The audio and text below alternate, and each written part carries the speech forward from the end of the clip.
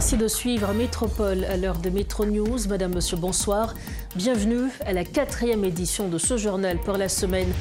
En titre, l'avant-projet de la nouvelle constitution fait débat dans la société haïtienne. Alors que certains acteurs pointent du doigt l'illégitimité du Conseil présidentiel de transition pour mener le processus, d'autres au contraire appellent à la poursuite de cette démarche en vue de la tenue prochaine du référendum. L'Organisation des États américains a organisé une rencontre spéciale sur Haïti ce jeudi. Ce symposium auquel ont pris part des membres du gouvernement visait à discuter de solutions pour contrecarrer la crise sécuritaire qui sévit dans le pays. Par ailleurs, différentes unités de la police nationale ont mené une opération dans le fief du gang Crasé-Barrière, dirigé par Vitellum Innocent. Des rafales d'armes et des déflagrations de drones kamikazes ont été entendues. Les forces de l'ordre annoncent la poursuite des opérations pour traquer les bandits.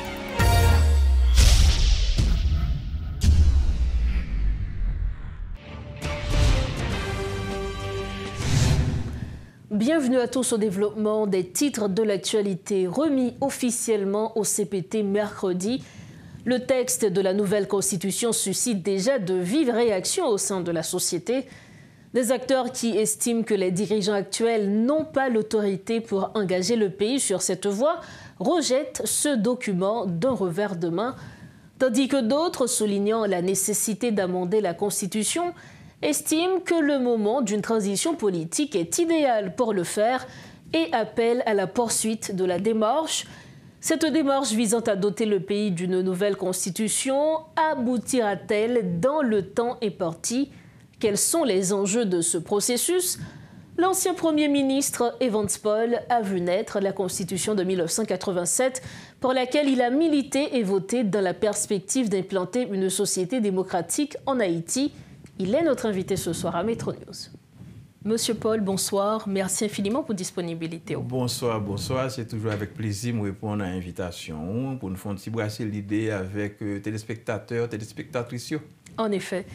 Nous connaissons que le comité de pilotage conférence nationale remet officiellement mercredi 21 mai texte avant-projet nouvelle constitution by CPT. Il y a un document de 61 pages qui est là-dedans 240 articles. Mais selon un pile observateur, M. Paul, constitution que nous gagnons aujourd'hui, qui c'est constitution 1987, il dit qu'il y a pour gagner abondement constitution.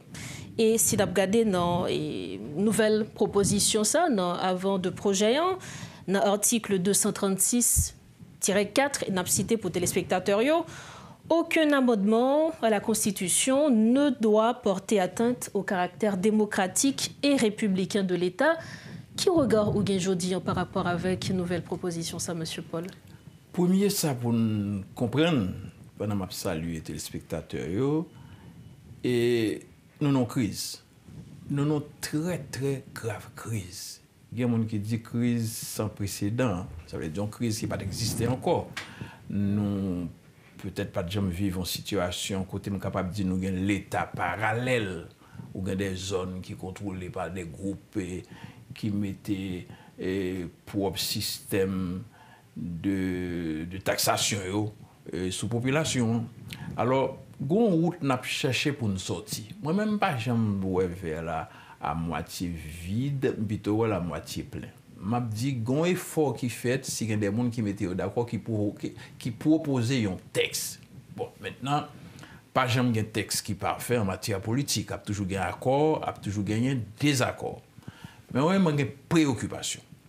Première préoccupation moi pas ouais un argumentaire, c'est-à-dire représenter un texte, une nouvelle constitution, faut l'accompagner d'autres documents qui dit bon mais qui ça l'autre constitution a te présenté comme problème et mais qui gens nous penser capable de corriger problème ça c'est ça qui expliquait nous fait tel changement par rapport à ça qui existait déjà. Alors absence argumentaire c'est ça qui pi déranger parce que moun yo qui proposait nouveau texte là c'est pas pour tête yo faire c'est pour pays c'est pour peuple là. D'ailleurs il va convoquer le peuple là dans un référendum, il faut que le peuple là connaisse pour qui ça va voter oui ou bien non.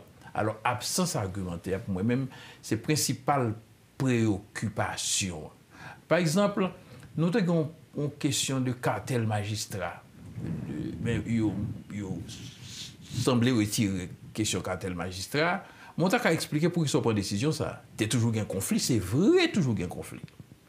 Il y a l'autre problème qui est dans la Constitution. Par exemple, question de chambre bicamérale, chambre députés, Sénat, les votons loi, il faut voter dans le même terme. Il faut bagailler ça, soit changer, ou dire pour qu'ils soient changés, et pour nous comprendre, pour qui ça nous pourrons investir énergie, nous investir temps, nous, dans une nouvelle constitution. Parce que la constitution, en pile, on dit c'est maman loi pays. Mais ce n'est pas seulement maman loi pays. C'est lui-même qui base, nous sommes capables de bien commun. C'est lui-même qui peut harmoniser la vie dans la société. Et parce que la constitution, il y a plusieurs piliers pour le camper. Il n'est pas seulement occupé de la loi, il faut l'occuper de prospérité mondiale. Alors, est-ce que argumentaire ça que vous évoquez, est-ce que il trop tard pour Yobaili? Non, il n'est pas trop tard parce que son texte qui est en discussion. Et discussion, le premier monde qui peut organiser la discussion, c'est le monde qui propose le texte là. Moi-même, pas connais qui motivation qui fait yo prendre telle décision sur tel article par rapport à tel autre. Maintenant, yo même qui perd du temps, il faut respecter ça. Il faut venir avec argumentation pour dire nous, quoi est nécessaire pour nous remplacer l'article ça par tel autre article parce que l'autre article là qui va être tel problème dans tel contexte. Maintenant, vu le contexte de crise multidimensionnelle que nous avons aujourd'hui dans le pays, est-ce que personnellement, M. Paul, selon même moment ça, le meilleur moment pour nous lancer le processus référendaire et même question élection? Eh bien, nous avons crise quelque temps. Et meilleur moment, sont question de contexte, nous expliquer le contexte là. Nous pas rempli les conditions institutionnelles selon Jean Constitution 87 là tracé. Mais nous avons une situation politique qui demande que faut nous faire un équilibre de la raison pour nous jouer une route pour nous sortir. Mais il ne faut pas pouvoir faire constitution avec émotion non plus. Et il faut que nous évitions pour ne pas tomber dans le mode de constitution exclusion. Par exemple, constitution 1987 là. Il est une bonne constitution, il y a un bon bail là-dedans, il y a quelques contradictions là-dedans tout. Mais il y a une raison qui fait le peuple a voté en 1987, c'est une question de ma coûte pas là-dedans. Nous ne sommes pas capables de faire une constitution qui dit tel groupe pour ne pas là-dedans, non? Non. La constitution, elle est là pour harmoniser les relations avec le monde, pour faire, si on mérite d'aller dans la prison, pour aller dans la prison, mais ce n'est pas parce que vous raillez, ou c'est parce qu'on va faire qui mérite pour aller dans la prison. Si vous méritez tout pour bénéficier de la société, par exemple, la Constitution, il faut suspendre le moment de loi pays, pas le moment de loi pays, il y a seulement. Il plus que ça. Il plus que ça, il faut créer un cadre de vie, il faut créer harmonisation, il faut créer opportunité, il faut faciliter, je suis capable de dire, trois bagailles fondamentales. Il y a un État efficace, un pays cap marché, et puis un peuple cap vivre. On nous retourne sur quelques propositions qui faites dans et avant-projet de constitution ça. Si on prend par exemple l'âge par exemple aujourd'hui pour mon vin président qui vient à 30 ans, il y a un monde qui est capable ministre à 25 ans et nombre de ministériaux que prévoit mettre à 15. Qui appréciation par rapport avec changement ça? Non, ça yo m'applaudit. Nous sommes une population très jeune. C'est-à-dire, si on est capable de présider à 25 ans, depuis le gain maturité. À 30 ans, pardon, 30 ans, oui. 30 ans, c'est le gain maturité pour ça. Il était 35, il était là à 30. Mais je dis, on a 30 ans, je suppose assez mature. Ce n'est pas parce qu'on a 30 ans qu'il faut bon, non? Mais c'est parce que vous préparez tête pour ça, ou vous avez 50 ans pas capable, et vous avez 20 ans capable. Mais on comprend que il facilite les gens qui sont jeunes, sur la population jeune, il facilite les gens qui sont jeunes entrer dans le champ de responsabilité politique la plus bonheur possible. Moi, je crois que ça, c'est un aspect pour nous applaudir. Nous connaissons une mission que le gouvernement et même le conseil présidentiel la gain, c'est organiser l'élection. Est-ce que selon le même processus, ça, je dis, a accéléré tenue élection ou bien il est capable compliqué ou même ralentit davantage? Ah, vous posez une question majeure, question fondamentale.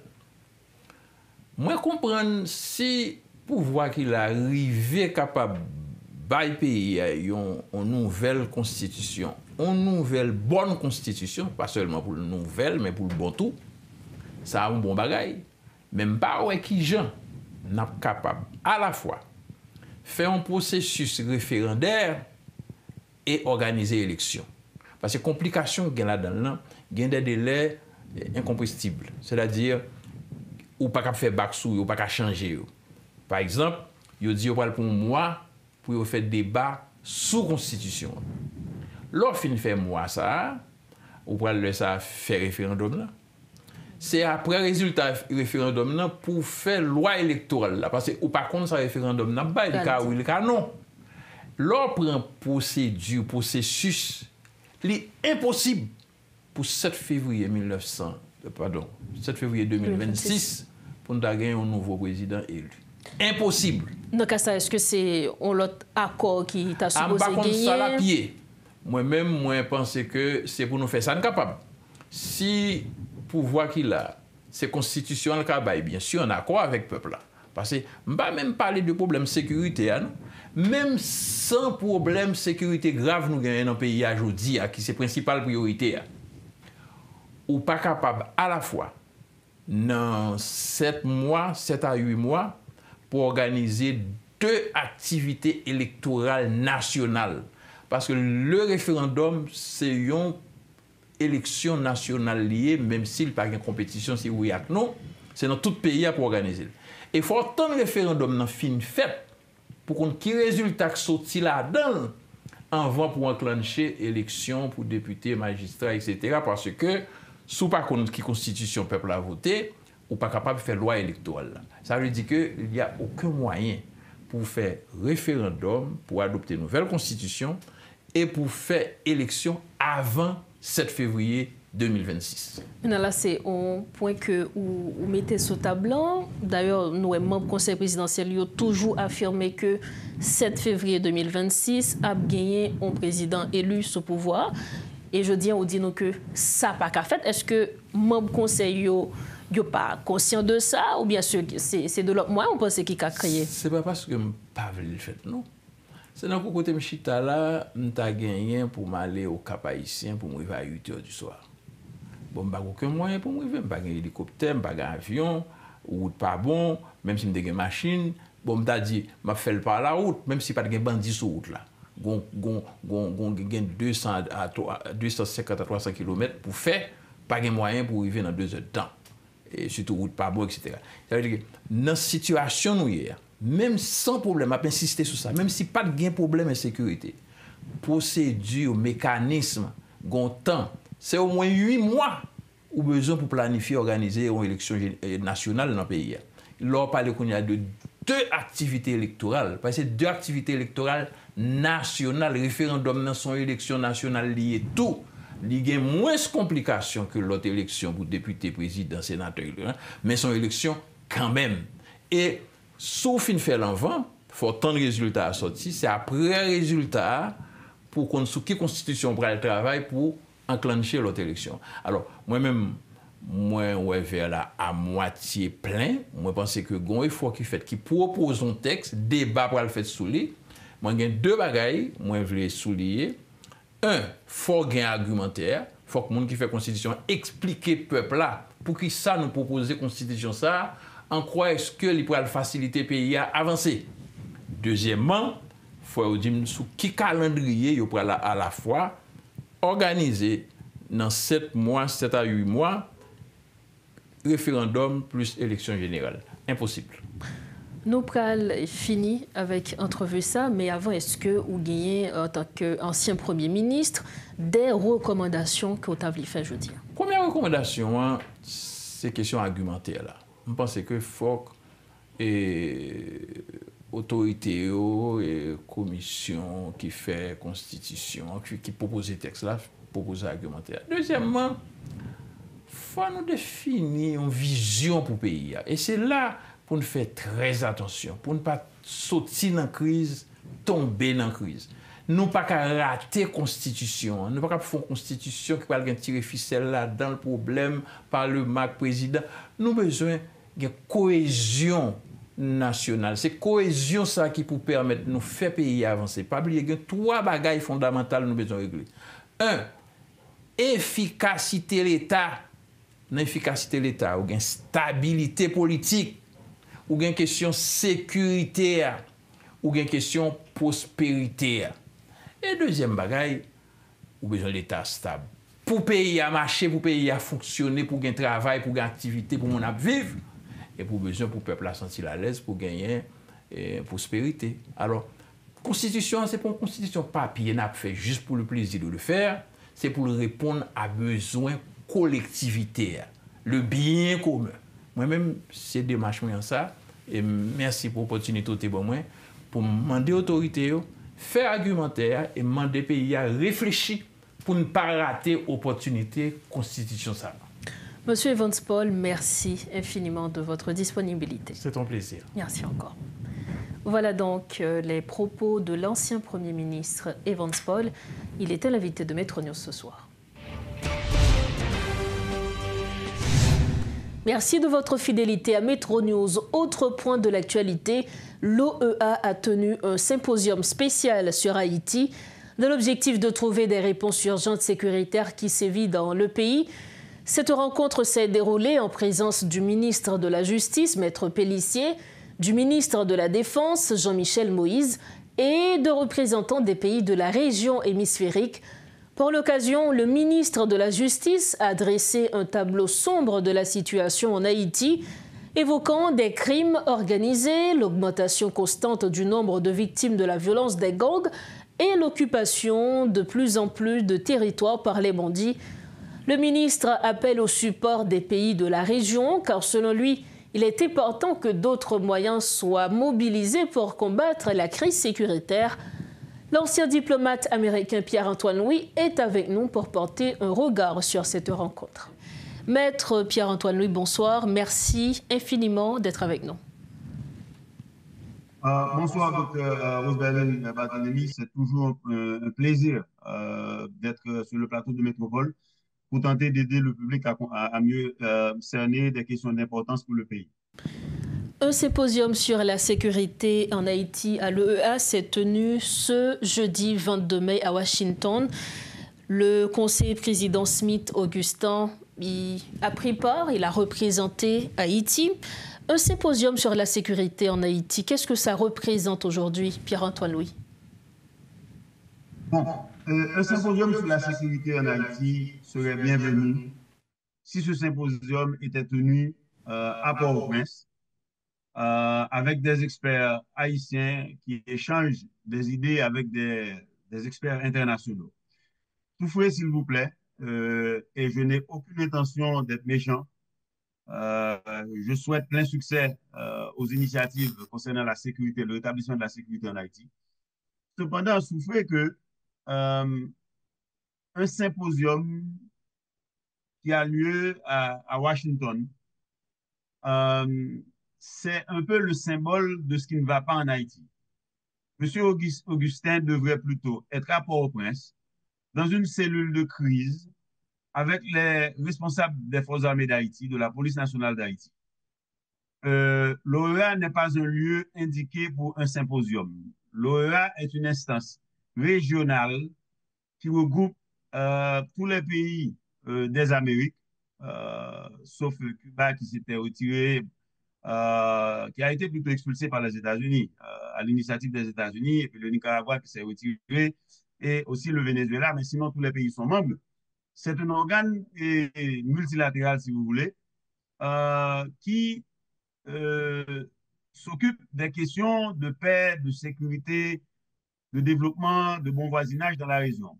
Cependant, ce n'est pas le lieu indiqué quand un pays confronte les problèmes sérieux dont fait face Haïti pour aller discuter en symposium. C'est comme une activité, si vous voulez, dans un hémicycle parlementaire où on est en train de débattre, ou encore dans un amphithéâtre universitaire, Or qu'en Haïti, le pays brûle, les gens meurent. Port-au-Prince, enfin, le pays n'a pas connu d'électricité maintenant depuis presque 2 semaines. Et puis, bon, on s'engage dans une affaire de symposium. Donc, c'est vraiment curieux. Au niveau diplomatique, je ne comprends absolument rien. Et le citoyen que je suis est tout aussi perplexe. Alors, vous nous dites que l'OEA n'est pas le lieu idéal, mais lorsqu'on sait que les États-Unis veulent instaurer une force militaire sous l'égide de l'OEA, est-ce que cela ne prend pas tout son sens? Bon, voilà, mais il y a une façon de faire. La façon de faire, c'est quoi? C'est que le Conseil permanent de l'OEA, hein, dans lequel sont représentés chaque pays membre de l'OEA, hein, et tous les pays membres de l'OEA, et l'on discute du fond de la question de l'insécurité en Haïti. Et d'ailleurs, ce n'est pas l'insécurité qui est le problème, c'est plutôt l'absence de gouvernance. Souffrez que le monsieur qui a représenté Haïti ou la présidence d'Haïti à ce symposium est lui-même inculpé pour une question de corruption. Donc là aussi, il y a une question de crédibilité. Les gens ne prennent pas trop au sérieux Haïti à ce sujet. Et aussi, il y a eu un précédent en République dominicaine en 1965, quand les États-Unis avaient utilisé l'imprimature, ou du moins la légitimité que confère une résolution du Conseil permanent de l'OEA pour intervenir dans une guerre civile qui battait son plein en République dominicaine. Donc, cela fut fait une seule fois. Maintenant, si c'est ce que l'on veut faire, selon le vœu, n'est-ce pas, du secrétaire d'État, ministre des Affaires étrangères des États-Unis, le lieu indiqué pour ce faire, le procédé est une rencontre du Conseil permanent de l'OEA qui adopte une résolution. Et puis, en plus de ça, souffrait que l'OEA ne dispose pas, à l'instar de l'ONU, ne dispose pas de forces armées. Donc, il faudrait trouver un pays de la région qui voudrait contribuer enfin, le gros lot des troupes, qui prendrait le commandement de la mission. Et puis, quel crack ce serait au Kenya, qui s'était porté volontaire pour commander la mission multinationale d'appui à la sécurité en Haïti, mission qui est encore en Haïti. 2 Kenyans ont perdu leur vie, 2 autres furent blessés dans des affrontements avec des terroristes. Donc, qu'est-ce qu'on va faire avec le Kenya? Donc, il y a autant de questions que l'on doit se poser sur le bien fondé diplomatique, politique, stratégique ou même tactique de cette velléité dont disposeraient les États-Unis d'Amérique pour une éventuelle intervention de l'OEA en Haïti. Donc, ce n'est pas une mince affaire. L'affaire est compliquée au niveau politique, elle est compliquée également au niveau diplomatique. Comme dernière question, Maître Pierre-Antoine Louis, nous savons que le conseiller président Smith-Augustin, qui a représenté Haïti à ce symposium, a plaidé pour une solidarité interaméricaine et aussi a appelé à des engagements concrets et durables en faveur d'Haïti. Que peut-on espérer concrètement de ce symposium? Bon, permettez-moi de m'exprimer en créole pour que tout le monde puisse comprendre. Dans notre vernaculaire, enfin, ce n'est pas pour offenser les gens, mais je ne voulais pas le créole qui fait ça, c'est que tout le monde comprenne. On ne peut pas régler les problèmes de sécurité en Haïti à travers un symposium à Washington dans les enceintes de l'OEA, de l'Organisation des États américains. OK? L'organisation hémisphérique qui, vous comprenez, on ne peut pas faire ça. Ça a besoin, premièrement, c'est qu'en Haïti, gagner un leadership politique, gagner des élites économiques, intellectuelles, et politiques, sociales, qui conscientes de problèmes que Haïti a confrontés, qui n'est pas un problème de sécurité, c'est plutôt un problème de gouvernance, avec des conséquences économiques, sécuritaires, environnementales, sociales et tout ça. Maintenant, là, dans situation ça, c'est pays qui vous dit, parce que ces pays, c'est experts dans le pays, c'est monde qui gouverne le pays, c'est intellectuel dans le pays, qui connaît qui sa situation pays est. C'est eux qui connaît aspect anthropologique, aspect sociologique, aspect épistémologique. Voir, d'abord, convenir d'une stratégie nationale, n'est-ce pas, de sécurité, qui tient compte de cette urgence. Parce que Rétablir la sécurité, c'est un processus à court, moyen et long terme. Ça va prendre du temps. Okay? Il ne s'agit pas simplement de rétablir la sécurité. Il s'agit plutôt de mieux gouverner Haïti, de telle sorte que l'État reprend ses droits, le monopole de la violence légitime, et puis l'État va une stratégie, d'utiliser ses moyens propres avec l'appui de la communauté internationale. Parce que même si des forces spéciales des États-Unis sont arrivées en Haïti, ils ont besoin des Haïtiens pour aller avec eux, pour dire, mais qui côté moun yo est? Si vous avez besoin de parler avec tout le monde, il faut que tu as traduit pour eux. Et puis, c'est pas, ou pas qu'à faire ça avec un symposium. Bon, tu as un qu'on est dans le symposium, est-ce que tu es un représentant Kenya? Est-ce que tu es un représentant de la mission multinationale d'appui à la sécurité? Est-ce que Kenya est d'accord avec bagay ça? Est-ce que c'est un chiffre au Kenya? Est-ce que Kenya, après décès de policiers, ont décidé que la cherche une formule et puis les États-Unis n'ont pas comme modèle pour faire ça?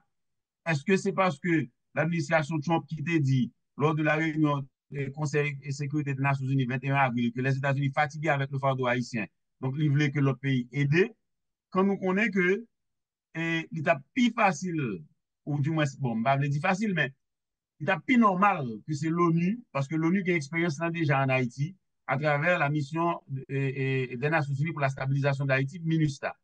Donc, qui Jean Jodi, vous voulez aller dans l'Organisation des États américains, qui pays vous voulez rejoindre? Est-ce que c'est El Salvador, comme moi, ouais, M. Bukele et avec M. Trump, ont amitié, ils ont des transactions, ils ont fait. Qui est-ce qui prend le côté flambeau ça, de l'OEA? Donc, un paquet de questions qui doivent poser. Bon, malheureusement, nous n'avons pas suffisamment de temps pour nous discuter de questions ça. Nous souhaitons faire une émission plus longue pour nous parler. Mais, ce n'est pas à travers un symposium qu'on fait ça. On fait à travers, à huis clos, à travers une réunion du Conseil permanent de l'OEA. Il y a des questions stratégiques à discuter. Il y a même des questions tactiques pour discuter par rapport à qui ça menace là. Qui ça m'a oui. Donc, qui force que l'OEA a dû envisager? Il y a tout élément ça. Donc, puis quand on pense que le symposium qui fait Washington, t'as les pas de résolution prend, l'OEA va venir avec une mission de maintien de la paix, et puis tout le monde pense que l'étranger va résoudre le problème pour nous. Non, non, non, non, non, non, non. C'est nous très, très, très, très, très loin de ça. Peut-être que ces symposium dans son étape de palabre, côté Mouniochita, ils ont parlé, et il y a des idées qui baillent. Mais le map du discours, il parlait d'un budget, soi-disant budget de guerre, ou un budget, selon des experts, c'est $1 milliard de gouttes plutôt, 1 milliard de gouttes. Et de façon cumulée pour la présidence et la primature, la police nationale des forces armées d'Haïti pas joindre des ressources significatives. Nous avons déjà parlé d'équipement. Bon, effectivement, on voit que la police a beaucoup plus de Toyota Land Cruiser de type Zoé qu'un 4x4 dans la RIA. Mais ce n'est pas ça au besoin. Il y a besoin des équipements et côté les forces armées d'Haïti, parce que menace là, une menace terroriste, donc militaire. Côté forces armées d'Haïti, besoin des équipements offensifs, nous pas rien dans bagage ça. Donc on attend de voir les résultats, concrets qui pourraient bien découler de ce symposium, Maître Pierre-Antoine. Moi, je n'attends pas de résultats concrets parce que le symposium n'est pas le lieu indiqué, ce n'est pas le mécanisme indiqué pour ce genre de questions. C'est plutôt le Conseil permanent de l'OEA qui doit s'asseoir avec les Haïtiens. Et puis le Conseil permanent adopte une résolution. Les Haïtiens fournissent leur stratégie. Et puis, ensemble, concevoir une formule pour monter des opérations offensives. Donc, si ce n'est pas ce qui se fait, je ne veux pas être un prophète de malheur. Et les Haïtiens vont continuer de souffrir et il ne faut pas se leurrer. Ce qu'on a vu aujourd'hui, j'espère que c'est un début, mais ce n'est pas là où nous devons aller, ce n'est pas ça qui parle de la solution. On espère que c'est un début. Merci à vous, Maître Pierre-Antoine Louis. Merci, bonsoir. Merci encore. Voilà donc les éclairages de Maître Pierre-Antoine Louis concernant ce symposium qui s'est tenu ce jeudi 22 mai à Washington. Alors que la centrale hydroélectrique de Péligre est à l'arrêt depuis environ 2 semaines, le responsable AI de l'infrastructure, l'ingénieur Joachim Fleurilus, a remis sa démission ce jeudi 22 mai 2025. L'annonce a été faite dans une lettre laconique que l'intéressé a adressée au directeur général de l'EDH, l'ingénieur Jean-Ernold Morose. Cela fait 15 jours depuis que la capitale est privée d'électricité, à la suite d'un mouvement initié par un groupe de citoyens de la société civile pour exiger aux autorités de prendre des dispositions contre les gangs qui sèment la terreur à Mirebalais. L'arrêt forcé de la centrale électrique de Péligre a entraîné de graves conséquences pour la vallée de l'Artibonite. De l'eau issue de la centrale a été déversée dans les rivières, ce qui a provoqué l'inondation de la majorité des communes du bas Artibonite. Autre dossier, des rafales d'armes automatiques et des déflagrations de drones kamikazes sont entendus depuis le milieu de journée à Torcelles. Il s'agit d'une opération menée par différentes unités de la police nationale dans le fief du gang dirigé par Vitellum Innocent. Ce secteur, contrôlé par le gang Crasé-Barrier, est actuellement bouclé par la PNH. Des tirs nourris ont été également entendus au centre-ville. La PNH annonce la poursuite des opérations visant à éradiquer la violence des gangs. Toujours dans ce chapitre, le syndicat de la police nationale d'Haïti, SPNH 17, dénonce l'inefficacité du budget rectificatif dit de guerre face aux défis des forces de sécurité. Lors d'une conférence de presse tenue ce jeudi, le coordonnateur général Gary Jean-Baptiste a vivement critiqué les autorités pour leur gestion jugée inadéquate des ressources allouées à la sécurité. Selon lui, malgré les engagements financiers annoncés dans le budget, la situation des policiers sur le terrain reste la même. Il appelle, entre autres, à la mise en œuvre transparente des fonds promis afin de renforcer les capacités opérationnelles des forces de l'ordre en première ligne dans la lutte contre l'insécurité grandissante. Pour refermer la page nationale de ce journal, le ministère des Affaires sociales compte mettre bientôt sur pied une plateforme numérique dénommée Service public de l'emploi qui permettra aux usagers d'obtenir un permis de travail, selon le ministre Georges Wilbert Frank. Cette nouvelle initiative constituera une base de données qui fournira à l'État haïtien des informations sur le nombre d'emplois demandés dans les départements, la quantité de professionnels disponibles dans un domaine, entre autres. Des dispositions seront également prises afin d'exiger aux entreprises publiques et privées de favoriser des stages aux jeunes détenteurs d'un diplôme, d'une licence ou d'une attestation. Suivez ce reportage de Rodolphe Pierluy et de Guitry Choisy. Le ministère des Affaires sociales entame 2 nouveaux chantiers au sein de l'administration publique, selon les précisions du ministre Georges Wilbert Frank. Le service public de l'emploi sont outils technologiques que nous avons essayé d'instituer dans le ministère des Affaires sociales qui pour permettre de nous faire rencontre entre l'offre de l'emploi et la demande de l'emploi. Direction ça a gagné un travail de régulation pour le faire. C'est direction ça qui délivre un papier que tout le monde a besoin sur le marché du travail. Il s'agit du permis de l'emploi. Le permis de travail en Haïti est un document administratif que les usagers pourront acquérir à travers la plateforme Service public de l'emploi. Précise le ministre, ce sera aussi une base de données fiable. Service public de l'emploi, tout, c'est un outil qui va permettre que nous gagnions plus bonnes données sur l'évolution du marché du travail. Service public de l'emploi a bon portail pour nous faire statistiques de l'emploi qui permettent de nous connaître qui côté dans le pays, il y a des données sur qui côté dans le pays, qui zone dans le pays, qui a plus d'emploi, qui va permettre de nous connaître tout, qui filière professionnelle qui pi porteur. Ça veut dire qu'il gagne plus de demandes pour lui et qui va permettre que centre universitaire et formation professionnelle capable d'adapter formation à besoin marché. En pile fois, il y a des jeunes qui allaient dans des centres de formation universitaire et professionnelle, ils apprennent une série de bagailles. Des dispositions seront prises dans le cadre de ce projet afin de permettre aux jeunes de bénéficier d'un stage d'emploi, rassure le ministre, que ce soit dans les sphères publiques et privées. Il y a un dispositif légal qui fait obligation à toute institution publique et à toute institution privée pour réserver non personnel, non ressources que vous avez utilisées dans l'institution, un quota pour accueillir régulièrement des jeunes finissant des centres universitaires et professionnels en stage professionnel sous la direction du ministère des Affaires sociales à travers la direction de la main-d'œuvre et qui lui-même a pour responsabilité de délivrer à la fin de ces stages le certificat d'attestation d'expérience professionnelle. Tenant compte des propos tenus par le ministre Georges Wilbert Frach, il est évident que le ministère est encore au stade de projet. Aucune phrase ne mentionne que les mesures prises dans le secteur du travail sont déjà opérationnelles. Il s'agit de décisions adoptées, rendues publiques, mais qui ne sont pas encore concrètes, selon les constats. De plus, aucune précision n'a été donnée en ce qui concerne la matérialisation des projets. S'agit-il d'un discours de plus ou y aura-t-il des actes concrets? En migration, le ministère haïtien des Affaires étrangères a exprimé sa vive préoccupation concernant les actes de discrimination et les mauvais traitements dont seraient victimes des ressortissants haïtiens en République dominicaine, en particulier des femmes enceintes et allaitantes.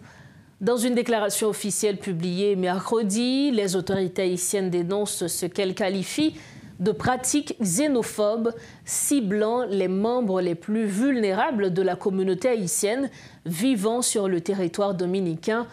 Le ministère affirme suivre la situation de près et se dit favorable à toute action de solidarité organisée dans le respect des lois et des conventions internationales. Nous arrivons au terme de cette édition de Métro News. Avant de partir, voici l'essentiel de l'information développée ce jeudi. L'avant-projet de la nouvelle constitution fait débat dans la société haïtienne. Alors que certains acteurs pointent du doigt l'illégitimité du Conseil présidentiel de transition pour mener le processus, d'autres au contraire appellent à la poursuite de cette démarche en vue de la tenue prochaine du référendum. L'Organisation des États américains a organisé une rencontre spéciale sur Haïti ce jeudi. Ce symposium auquel ont pris part des membres du gouvernement visait à discuter de solutions pour contrecarrer la crise sécuritaire qui sévit dans le pays. Par ailleurs, différentes unités de la police nationale ont mené une opération dans le fief du gang Crasé-Barrier, dirigé par Vitellum Innocent. Des rafales d'armes et des déflagrations de drones kamikazes ont été entendues. Les forces de l'ordre annoncent la poursuite des opérations pour traquer les bandits. C'est sur ces derniers éléments que nous refermons cette édition de Métro News, la 4e pour cette semaine. Merci infiniment de votre attention et de votre confiance. Un grand merci également à toute l'équipe de Métropole et rendu possible cette édition. On se retrouve bientôt. Entre-temps, restez branchés Métropole et prenez soin de vous. Bonsoir.